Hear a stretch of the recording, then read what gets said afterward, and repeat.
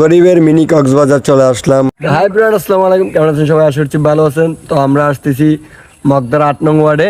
তো অবশ্যই ভিডিওটা দেখুন, ফুল ভিডিওটা, ঠিক আছে? তো আমাদের বাড়ি হচ্ছে মুচাপুর 6 নং ওয়ার্ড দুপাড়ার পূর্ব পাশে। আর আমাদের যে রাস্তাটি আছে এটার নাম হচ্ছে অমর ফারুক সড়ক।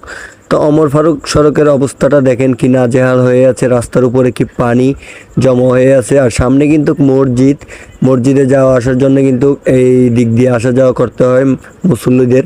আসলে এই মসজিদে আসার ক্ষেত্রে বাড়ি থেকে গোসল করে আসলেও এই কাঁচরা পানি ফেরিয়ে আসতে হয় মসজিদে, ঠিক আছে? দেখেন পরীক্ষার শিক্ষার্থীতেও এইভাবে যাইতেছে পানি দিয়ে হেঁটে হেঁটে। দেখতে দেখতে চলে আসলাম দেলোয়ারখা সড়কে কিন্তু হাফেজ চেয়ারম্যান গার্ডার আগে যে রাস্তাটি, এটা কিন্তু অনেক বিখ্যাত। এখানে অনেকে আছে, সব এখানে এসে অনেকে ছবি তুলে।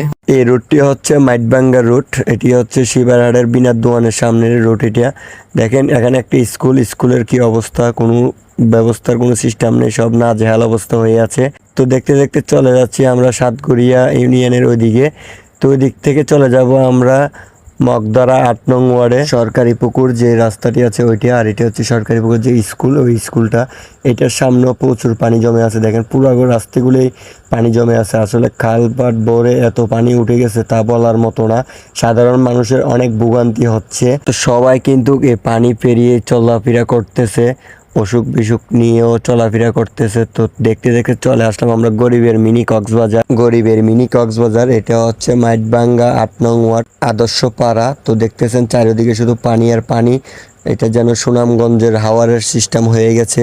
চারিদিকে শুধু পানি আর পানি দেখা যাচ্ছে। দেখতেছেন ভিউটা কিন্তু অনেক সুন্দর লাগছে। তো এত সুন্দর লাগার ভিতরে কিন্তু অনেক দুঃখ বসবাস করতেছে, কারণ এত পানির ভিতরে কিন্তু এখানে সাধারণ মানুষগুলি চলাফেরা করতেছে ভোগান্তি।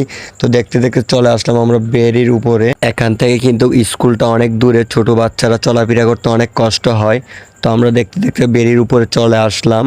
তো ভিডিওটা কেমন লাগছে অবশ্যই কমেন্ট করে জানাবেন। দেখা হবে নতুন কোনো ভিডিওতে। আল্লাহ হাফেজ।